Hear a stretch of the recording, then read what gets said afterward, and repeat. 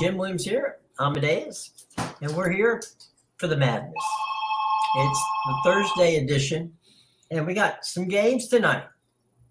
Some fun basketball games. We also have some soccer. So what's on your radar there, Amadeus? Oh yeah, everything's on the radar. The college basketball, the soccer, you name it. The 4 games in NBA tonight. Got them all. Yeah. Well, where do you want to start? Yeah. We can start with the soccer. That one's going to be starting soon, I guess. Okay. We were so close to cashing that draw with Kazakhstan and Slovenia. It just finished about a half hour ago, that match, and Kazakhstan, they took a lead in the first half. It was looking great because Slovenia looked like the better team. You knew they were going to come back and tie it.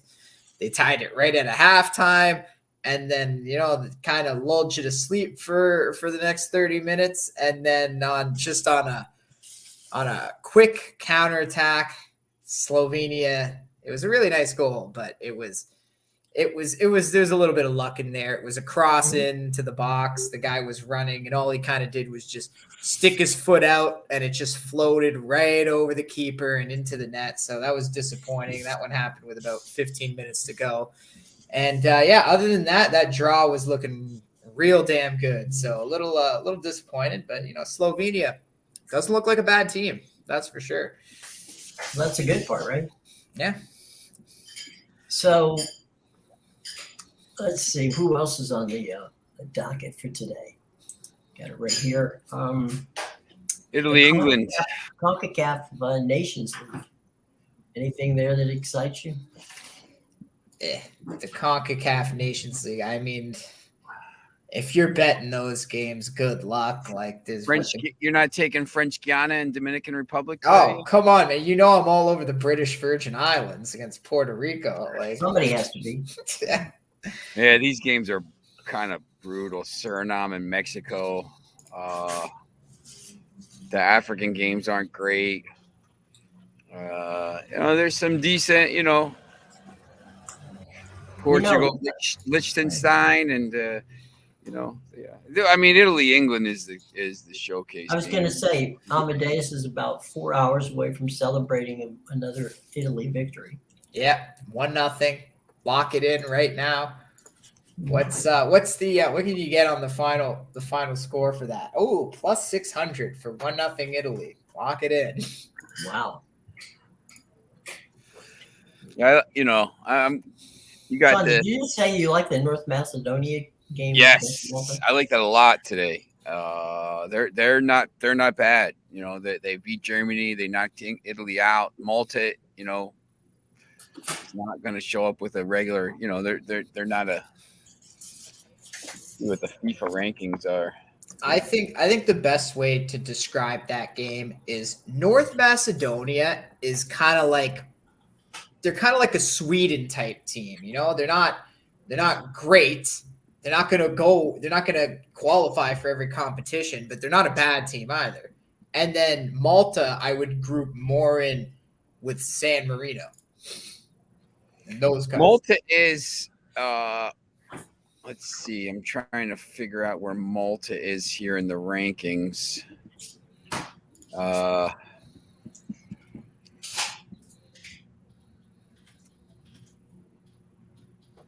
They're ahead of Macau. They're 167th. They're between Barbados, South Sudan, Vanuatu, South Sudan, Barbados are just ahead of them. Cuba, Bermuda, and Puerto Rico, which I don't understand how Puerto Rico has a team because Puerto Rico is part of America. So it's a Commonwealth of America. They shouldn't really have a team. And North Macedonia is. Well, they had a team in the World Baseball Classic too. Yeah, they should get their own country then. I don't want to get into politics, but go form your own country. North Macedonia is 65. The teams ahead of them are Slovenia, Iceland, and Jamaica. The teams behind them are Albania, South Africa, and Iraq. aren't terrible. Panama's a little bit ahead of them. Qatar's a little bit ahead of them. Northern Really good Ireland's today. a little bit. Ghana's a little bit ahead of them. So the team, Ghana, Northern Ireland, Qatar, Panama, Iceland, North Macedonia, all about the same. Canada's 10 spots ahead of them, and Canada's not terrible. So, there's 100. I would spots think North between those Macedonia teams. is better than Canada. I think probably by the time the next rankings come out, maybe they might be, but it just depends. I mean, both those teams keep winning games, so Yeah. we'll see. Yeah, they're a sneaky team for sure. I mean, even Slovenia looked pretty good today in their game. So The name alone, sneaky. Yeah, look, I mean these. What happened to South Macedonia? Oh, you can't ask that question. All right, well then it won't. I don't even. You can't even ask about North Macedonia. In some parts, you get I mean, some people don't even think it's a country. Hey, just out of curiosity, Sean, could you do us a favor, Amadeus and I? Could you get us a burger while you're there? Yeah. Burger subs, okay. Burger map. Yeah, deli on a bagel. I gotta go. I have an appointment about 20 I heard minutes. that's a good place. At the burger shop, you got an appointment. No, it's Reiki. I got Reiki. Right, her shop is right down here. Yeah, it's right by. Pennington School is right back here, right behind there's a tower there. Right on the other side, there's the Pennington School. So, Okay. yeah, it's nice. It's right off of Route 31 here. So, Okay. Nice neighborhood. it's not too bad. Mm-hmm.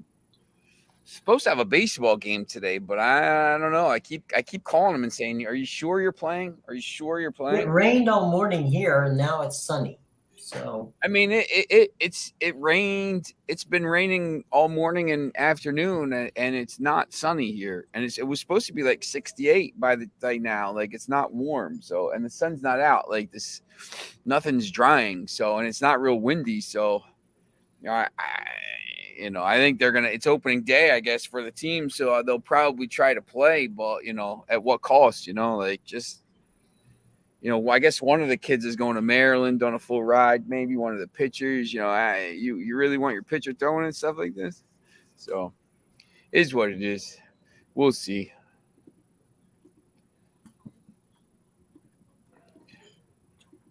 What time are the basketball games tonight?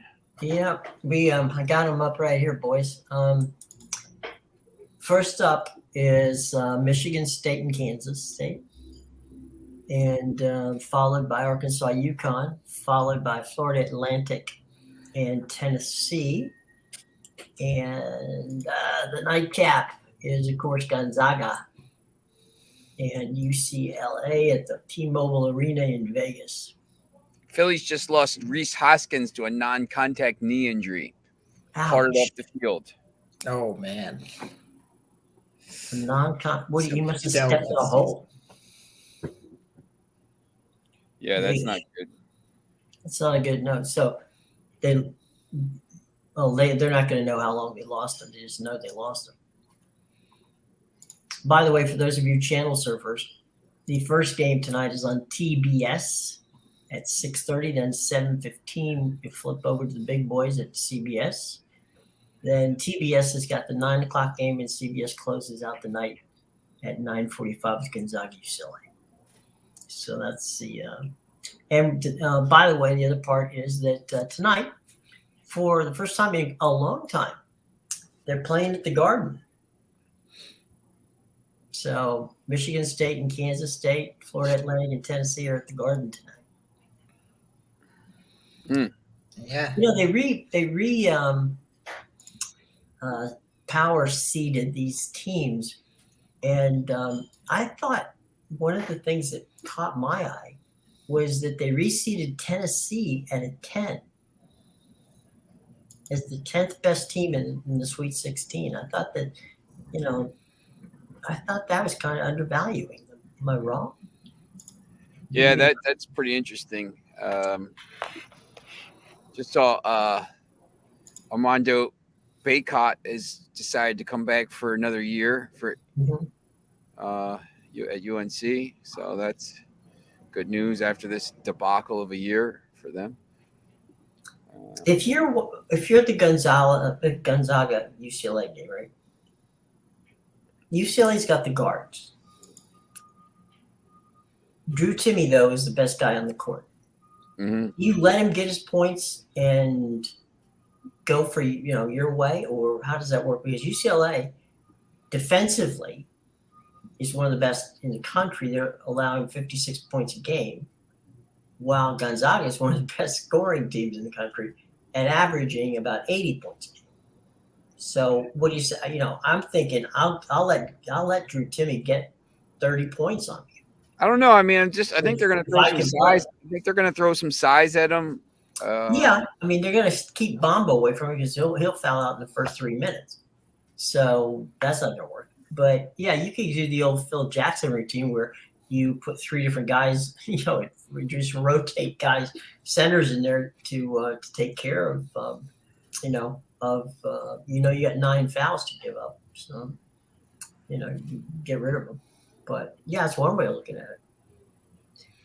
Yeah, it's gonna be interesting, I think, because UCLA is missing Jalen Clark, which is gonna be that's a big part of their defense right there. So right. So it's gonna be tough. As you said, Drew Timmy's the best player on the court. So I mean, good luck stopping him is what I say. You might just have to let him. That's what I mean. You might just have to let him, as you said, score all night, and then just it might have to be more of an offensive effort from UCLA. If you look in the last game they played against Northwestern, and they did the same thing in the Pac-12 final against Arizona. They have these leads late, and they started to blow them, and that's what they did. They were up 6 with 2 minutes to go against Arizona, blew that one. Against Northwestern, every time they pulled away by 6 or 8, it was like all of a sudden the game was within 3 again. So I think that might, creep up on them here, those defensive issues. Yeah, I mean, the other one, is I'm trying to look here real quick. Oops, I hit the wrong place. Okay, here we go back. The UConn Arkansas game is probably, to me, one of the toughest to pick. Yeah, it's interesting how the spread is 4. It actually just changed to 3. Is that what it is? Yeah, it just changed to 3.5 in front of my eyes, actually, just now. But it was 4.5 earlier this morning. Really? Yeah, so it's really, I hear a lot of people on UConn in this game. A lot of people are on UConn, and I don't know, Arkansas. I like UConn. There's supposed to be this. Yeah, see, Sean likes UConn.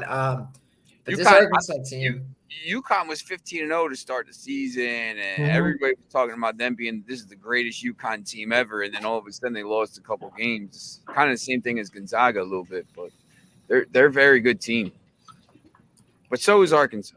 Yeah, see, Arkansas, they're like the 16th best defensive efficiency in the country, which I find interesting because they have blown quite a few leads near the end of the season there.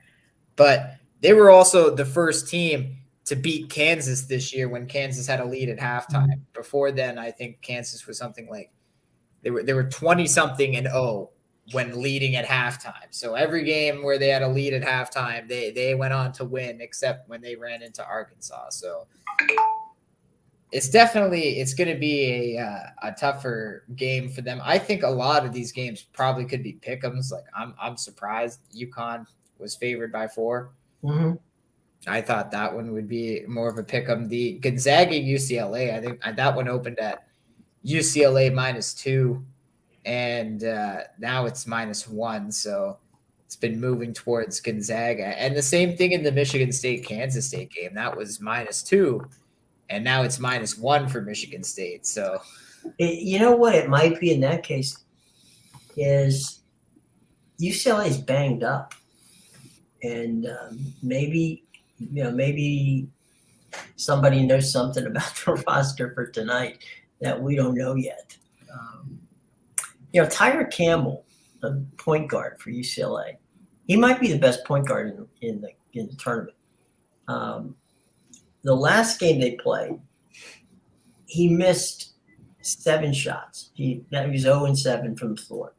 He had 14 free throws because he keeps getting to the line. So he scored 14 points. He didn't score a basket, that wasn't from the free throw line. But what he does is he's very good at taking charge of the game, and he's been probably their saving grace down the stretch when they've gotten all these injuries. Yeah, for sure. He's definitely one of their best players by far. It's interesting that the two. He's a roster 5'11" player, so we know he's not that tall. But it's interesting that the two late games both nights are probably the two marquee games. I mean, I probably on purpose, but Gonzaga, UCLA, Xavier, Texas, the two games that probably pretty. I mean, the lines are, Texas is -4, but I don't know. I think that's going to be a pretty close game. They put Creighton and Princeton at 9:00 as well tomorrow night, but the lines tomorrow for those games: Alabama, 7.5, 7.5, 10, and then Xavier, Texas. So tonight, I think are the tougher games to call. I would say I would go Kansas State, UConn, Tennessee, Gonzaga, but that would be my picks for today. I know why you like Xavier, Sean. Because coach. I'm coaching. Exactly, right? That's your team. I do. They are. I mean, they're pretty talented. Sometimes those teams, in that first game, they kind of get that scare and they say, oh, you know what? Like they really could have lost that game with any kind of luck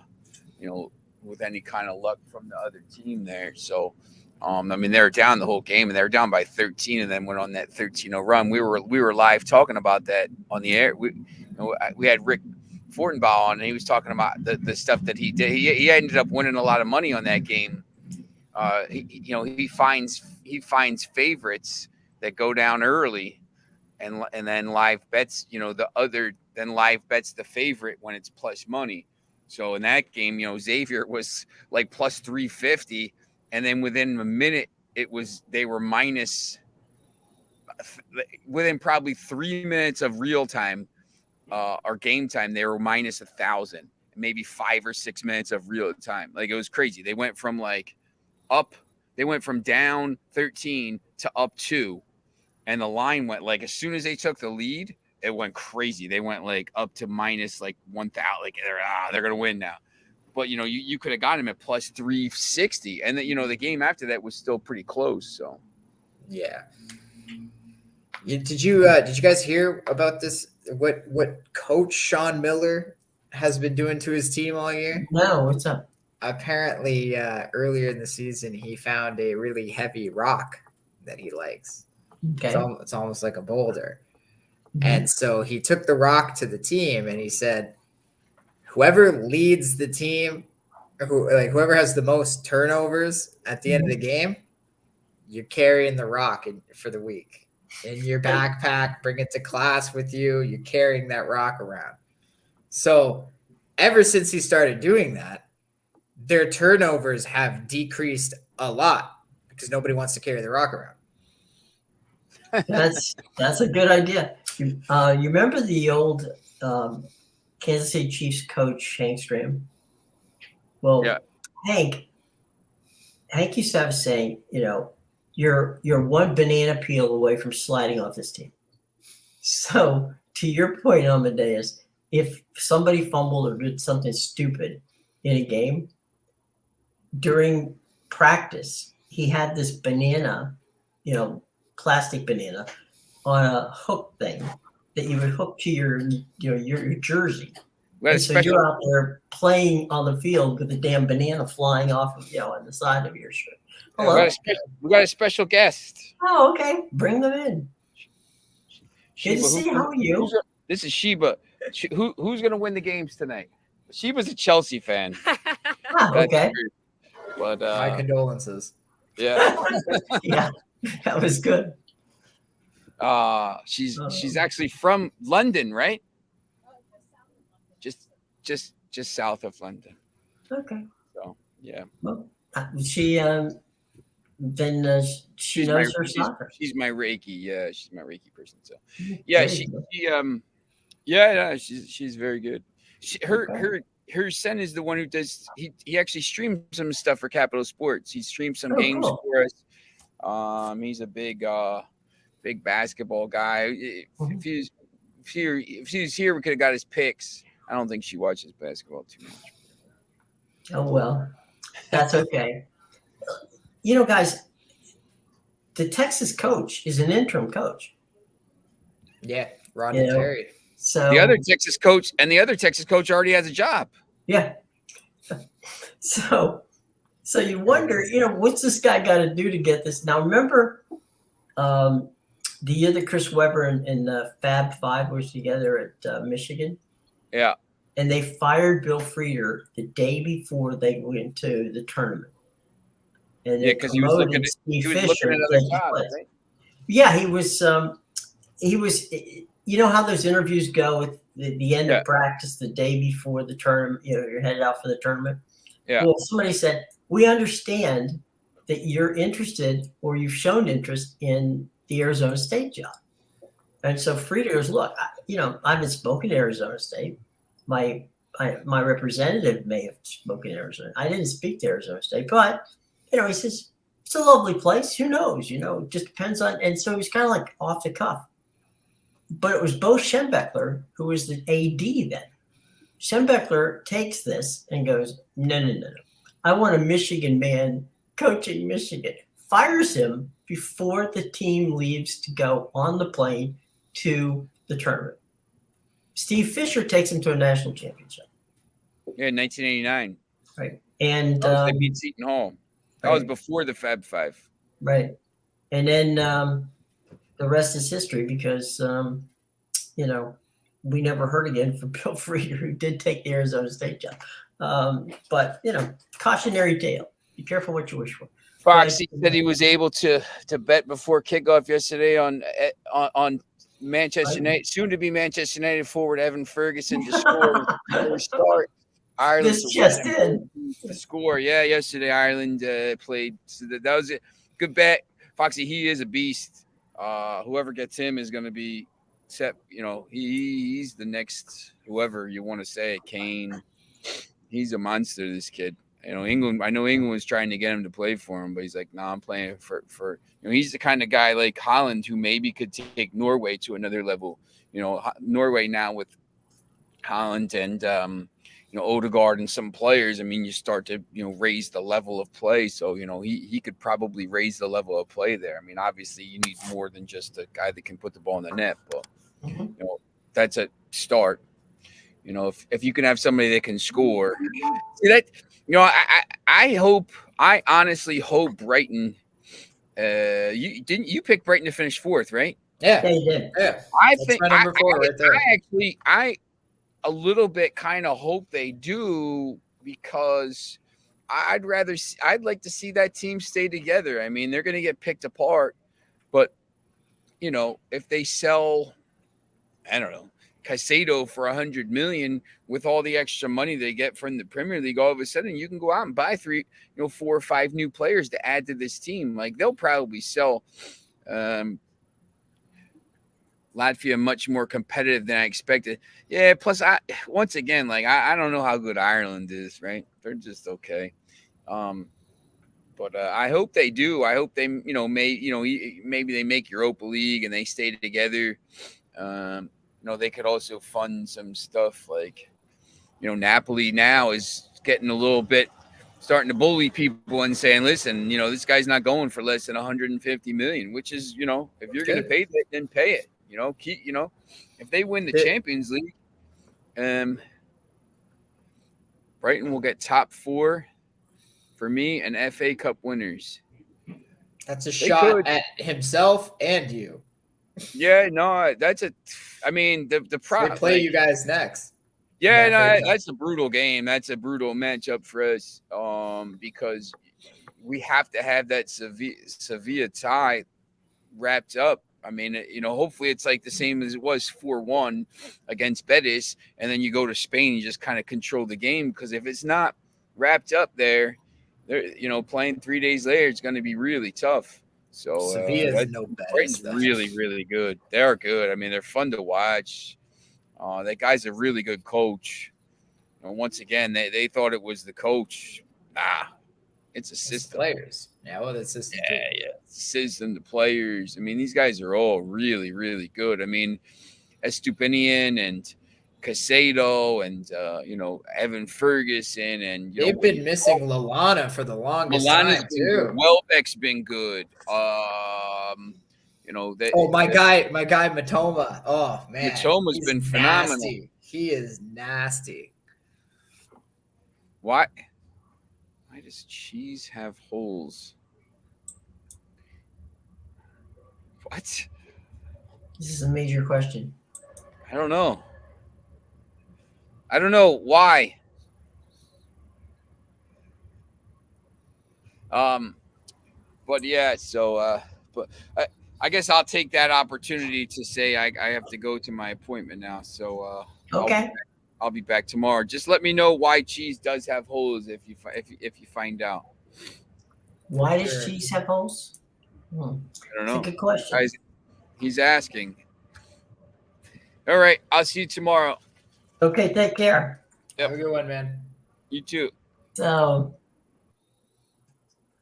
the question, the burning question: why does cheese have holes? That's only Swiss cheese, I think.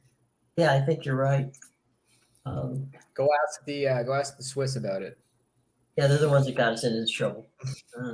Yeah, their cheese, their chocolate, everything, their banking system, everything's done different over there. Okay, according to jokes.com, here's your jokes. The defense has more holes than my mother's Swiss cheese. And another one is, why doesn't cheese have holes? Why does cheese have holes in it? And you have to go to Reddit for this one. Because of, don't get caught in the Reddit rabbit hole. They actually gave a scientific reason why. It's like, oh, good. Okay, fine. Can't take a joke. All right, enough of that. All right. All right, so we talked a bit about the games tonight. Did we miss one? I think we kind of missed a Tennessee game. Florida Atlantic and Tennessee. Oh yeah, kind of just glossed over that one. Yeah, that might Florida be the Atlantic trickiest at game. 33-3, Tennessee at 25-10. Now, the theory of the case on Tennessee in the power rankings was that they were unimpressive in getting there. I mean, but they got there. And that Florida Atlantic was, showed guts and grit. Yeah, Tennessee to me was a team I definitely thought was overrated during the regular season. Mm-hmm. But at the same time, I know FAU was 33-3 and they were this great team. In Conference USA. Look, yeah, exactly. Thank you, Jim. Look at who they were playing, right? And I guess there are some good teams like North Texas and UAB are in the semifinals with NIT, but you're playing your season against the Louisiana Techs and the Middle Tennessees of the world. Me, you, and Sean could go 33-3 in that conference. That's possible. Come on, right? So I think it's actually the trickiest game on the board tonight. I really do, because I could see a scenario, Tennessee just bullied Duke off the court with their size, and I could see another scenario tonight where they just bully FAU around. But at the same time, I could see FAU sticking in this game. So the one thing I've heard a lot of people talk about Tennessee, they've been focusing a lot on Tennessee's flaws, how they weren't great in the regular season. They were terrible on the road in the SEC. But at the same time, I look at FAU and I say, okay, they played in a weaker conference. Look at the teams they played. So people have been talking about how Tennessee struggled against Louisiana in the first round.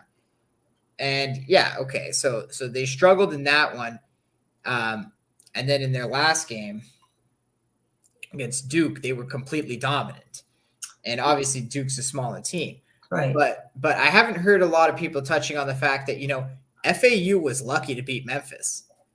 They were lucky to beat Fairleigh Dickinson. Yeah, I had a ticket on FAU against Memphis, and I had written it off basically. Mm-hmm. And then they came out of nowhere in that last minute, and they were lucky to win that game, in my opinion. And then, as you said, flash forward to the next round, you take a 7-point lead on Fairleigh Dickinson at halftime, and right out of the gate, FDU comes back, ties the game, takes the lead, and all of a sudden, that's a 2-point game back and forth up until about 2 minutes left in the game, where FAU just all of a sudden, went on like a 10-0 run and spread the gap by 10 points. But up until then, it looked like they were going to get beat in that game. So I really don't know about this game. This is the one that I'm probably going to stay off. I'm looking at Ken Palm's rankings this morning, and Ken Palm has Tennessee's the 6th best team left in the tournament. And they've got Florida Atlantic. I'm sorry, not the 6th best team left in the tournament, the 6th best team in the country. And they've got Florida Atlantic as the 21st best team in the country. Yes. So, Ken Palm usually has a pretty good feel for what's going on. He's got Houston and Alabama as a tie at first, UCLA the number 3, UConn the number 4, Texas the number 5. Then comes Tennessee, then comes Gonzaga. Purdue's not there. Kansas isn't there. Arizona's not there. Marquette's not there, right? No, Marquette got kicked out by Creighton is there. St. Mary's is gone. San Diego State's there. Interesting how their top 6 teams are all in the tournament. You said UConn, Texas, UCLA, Alabama, Houston. They're all there. Gonzaga, right? Yeah, Gonzaga. Yeah. Well, they're all there. They're there for a reason, I guess. Yeah. And that was something I noticed. If you look at these teams that are left in the tournament, the ones that aren't from the really strong conferences, obviously the SEC and the Big 12, they have multiple teams still left in there. But look at some of these teams. FAU, they won their conference in the regular season. They won the conference tournament. Houston won their conference regular season, won the conference tournament. What else do we got here? Miami, they didn't win the conference tournament, but they won the ACC during the regular season. A lot of these teams showed. San Diego State, same with the Mountain West. So a lot of these teams that are left showed that they can do it during the duration of an actual season. They tend to be the better team throughout the whole season. Didn't really matter what happened in the conference tournament. Look at Arizona. Arizona got kicked out in the first round, but UCLA won the Pac-12 during the regular season. They lost in that finals, but they were the best team in the Pac-12. Right. For a duration of a season. So, yeah. I was just thinking, you're bringing it up because Gonzaga, of course, plays them. Ken Palm, here's an interesting stat. In 12 of the last 15 years, Gonzaga's been in the tournament 16 times in the last 24 years. 12 of the last 15 years.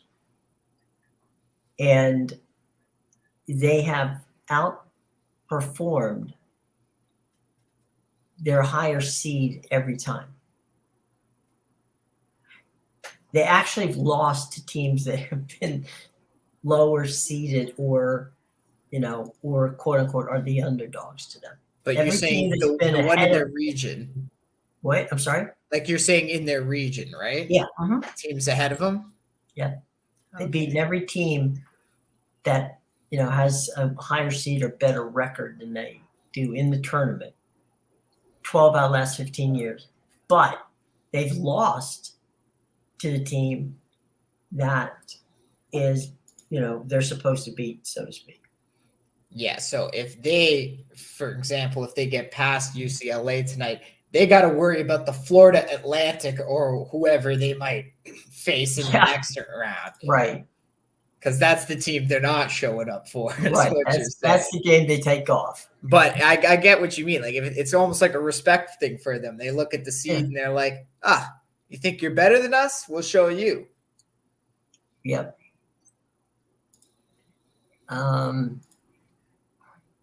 Anyhow, yeah, that was. And you know what? That line, like I said, it went from -2 to -1 now for UCLA. So there you go, Jim. Maybe that's what people know. Bingo. Yeah. It's the performance, right?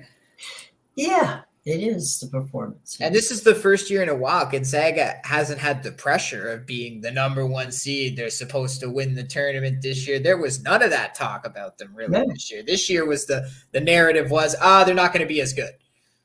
Right. Just write them off now. They're not going to be as good. They're going to be a good team, but they're not going to be as good against these other good teams. Here we got here's your cheese sauce because okay. Fair enough. Should have read that before I put it in, but okay. Yeah. Don't know about that one, but to answer Foxy's question. You and I both are okay. Go ahead. Good. We're good. It was really good. We're playing a game of whack-a-mole, and yeah, sorry for real. No worries. But yeah, Foxy, it was a really good time. I recommend it. Just make sure you bring tons of money because everything's expensive down there. Basically, for me, it was like everything was the same price, but then you slap the conversion rate on top of it. Yeah, that makes a mess. All right. And because like our dollar is like almost 60 cents on the American dollar, it was like paying double for everything almost. Next time you go out to Vegas, I have to hook you up with my buddy, Glenn King. He's the king of Vegas. Oh, yeah. Every time I look up, I see him on Instagram or something. It's crazy. He's a wrestling fan, which is funny because he's a producer. And you would think, you know the script, right? Yeah. I'm going to get back to you. I have a question for you about that. So he goes to the wrestling because they have wrestling shows out there. He's always with the wrestlers and, having fun, and they're throwing him all over the place. Vince McMahon is talking to the sports books about wrestling. Yes. How? I mean, it's a scripted thing. I mean, you don't even know what to say. You're literally just like, shows. How? I will say this in fairness. Even though I was directing it, the producer never told me who won. He told me how. He told me how the winning, how the person was going to win, so we could have.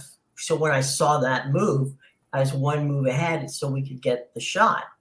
But I never knew who was going to win until I saw that, until he told me this is coming up. Then you see the guy make the move and you go, okay, fine. I know this guy's going to win. But, it's like, really? Okay. How does that work? I mean, if that's the case, then Vince McMahon's going to make a lot of money at the, betting. I don't, how do you bet? I mean, does that even make sense? Yeah. So this was something I saw, and he's actually applied for the gaming license in the state of Indiana. So that's going to be, they got a tough decision on their hands there. Like, I don't know. It's just the fact that they're probably thinking in their heads, oh, great, we have to set the precedent for this. Unbelievable. This guy had to come and apply in our state. But yeah, I've actually seen mixed reviews on this, Jim. A few people I know who are really into the UFC scene, they love the fact that they're going to be able to bet on WWE despite the fact that it's fixed. But I'm personally on the other side. I'm more, siding with you where like I don't really understand it. And I guess we handicap soccer, so it's like you could say any soccer league is fixed. But the thing is they don't actually say it. And I think that's the big thing. Like the WWE comes out and it's like, don't get me wrong about the fact that they're entertaining. I mean, and they're good athletes. I mean, I've seen these guys go flying off of everything and land on another guy, but make it look that way. and I've had a lot of former football players who are now wrestlers, are telling me that it's tougher than football because of the way that you have to, the great line from James Lamont, who used to play football for the Steelers, linebacker, said, I said, how is it different than football? He goes, well, let's put it this way. When you're in football, you don't help the guy tackle you. And I said, okay. And he said, here, if the guy's going to punch you or whatever, it's a choreographed type thing where you know where to move, you know what to do, because if you don't, he will punch you and it will be a punch. And you don't necessarily want that. Yeah. So, and that happens from time to time. Guys get caught. They might be thinking the guy's going to hit me with the left, hits me with the right, point, gets shot. So that happens, but you got to be careful. But yeah, I mean, I don't know. I was thinking about it and I thought, wow, I got to ask the guys about this because it just doesn't make sense, But there's on Winners and Whiners, there's a couple of guys who post, the opportunity to bet for wrestling if you wish to for wrestling. Yeah, and like I said, I know some people, they're super excited for it. I'm not personally, but then again, I don't even like UFC that much. It's probably one of the few sports I don't follow, and I'm the type where I'll watch golf, volleyball, table tennis sometimes. So now my brother's a big boxing fan, but he won't watch a minute of UFC. Yeah, and so I mean and it's funny too because I saw you were talking about golf. I saw that the Live Golf Tour ratings were up, and people were saying, well, they're not doing well. And I'm thinking, no, they're not doing well because nobody in their right mind who's a PGA fan is going to watch it. Yeah. Okay. If you're a Phil Mickelson fan, maybe you'll watch Phil if he's in the tournament. The format is not like real golf, and it's just a mess. I don't know why. Well, I do know why people play it because they pay them a lot of money. Like I said, I'm waiting for them to hit up the LPGA. When they start poaching from them, then maybe I'll take Live Golf a little more seriously. Yeah, I mean, if they wanted to, they could buy the LPGA. I mean, it's not. They could. I mean, I think what the LPG payout this year in total payout money for the entire tour, I think is like 150, maybe $200 million. That's about a third of Tiger Woods. That's about a third of what the PGA payout is. Yeah, so, I mean, literally what Live Golf offered Tiger Woods to come over. Oh, they offered him a country. I mean, yeah. And he still turned it down. They said, pick one, it's like. He still said no. Right. I love Rory McIlroy, though. That's, you don't get a lot of golf smack talk. You really don't. Really just doesn't come with the He's territory. a very polarizing player, too. Yeah, I find people either love him because, Rory or they hate his guts. Because he's kind of a dick. I remember my late nephew, who unfortunately passed away a couple of years ago, covered golf and loved it. And he was standing on the practice tee with Rory McIlroy. And Rory's father was with him. And people were, cheered when Rory came out. He signs autographs and takes selfies with people. And my nephew says to Rory, he goes, hey, look, the door of the players area was ajar, wasn't quite open yet. And you could see the tiger heads of the golf, the clubs with the tiger heads on them. And so Rory goes, well, my 15 minutes of fame are just about to end. He says, because when he comes out here, my father's going to be the only one who pays attention to me. So he's got a sense of humor. He seems to do well with the fans. He tweaks other golfers. What's not to like about that? I feel like him and Tiger never really liked each other. In another, if Tiger and Rory were at the top of their games, that would have been a rivalry. I could see that. I could see where those two would not necessarily enjoy playing each other. Definitely. Because when Tiger was in his prime, it wasn't as much Tiger's play, which he was fantastic. I'm not taking anything away from him, but it was Tiger's intimidation factor. You did not want to play in the final foursome with him on the last day of the tournament. And the thing is, when he was like still in his prime, like he didn't talk to people. No. If you tried to talk to him, he would just kind of be like, "Yeah, this is a day at the office, boys. Stay away from me." All right, I'm trying to golf here. Like, can you f off, please? And that's what, to be in fairness to Phil, that was the difference. I mean, Phil was very buddy with folks, and he would comment to some when somebody's standing there, when they're waiting to tee off, and he would be standing by the crowd. He'd always make a joke, or if somebody said something, guy asked him to autograph a golf ball. I remember seeing that before. Tosses him the golf ball, and he goes, "What do you autograph a golf ball with?" Because nothing that I write on here is going to stay long at all. It's so true, though. So, he sent it back. He goes, the guy goes, "What'd you write on it?" He goes, "Titleist." What you print on it, right? Printed Titleist on it. So he should just have balls printed with his signature. Then, if that would be helpful. Yeah. Well, he ended up signing the guys. The guy had one of those things where you stand in the back and you can see over people. Those big white things. He ended up signing that. So yeah, I mean, you can make it stick on a golf ball. It just needs to dry. Like if you go and put your 3 dots on the golf ball with your Sharpie and wipe it away, it's going to wipe away. But like I have a ball that is a smiley face from Daniel Summerhays, and like it's the smiley face is still there because it was dry when this caddy threw it at me. But yeah, we used to call a smiley face, cut ball when you hit it and you cut it by accident. Oh yeah. And usually you do that because you don't know what you're doing and you hit it wrong. So I had a lot of cut balls from the irons. But I mean, we used them until we had to putt. Then we would take a ball out of our pocket and putt with that. Yeah. So, save the balls. So, yeah, probably better idea. As much as possible.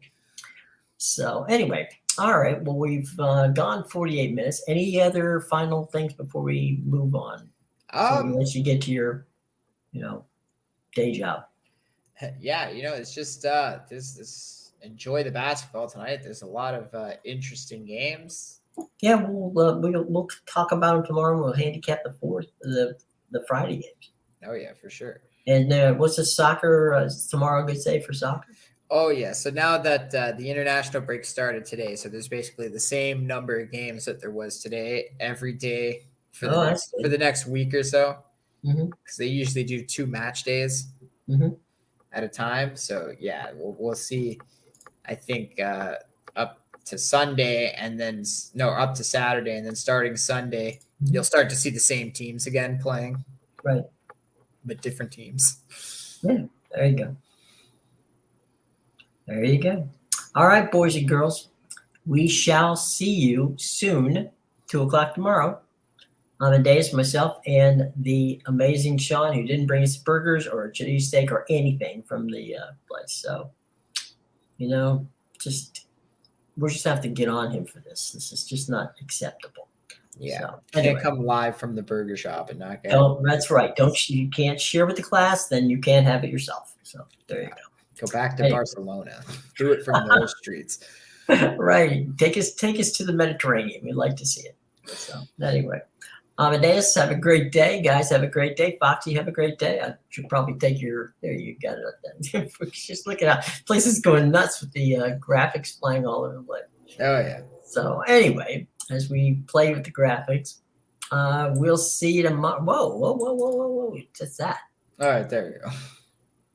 Yeah. What did happen? It's Okay. glitching out for a sec. Oh, look, he's gone nuts on me. All right. Well, hang on. Goodbye, everybody. Because right now nothing's working on my computer. Amadeus, you want to close the show, bud? Yeah, for sure. Where's the Go to the brands and then it'll still see it close. Close one or close two. Big close or close two. Let's see if I can.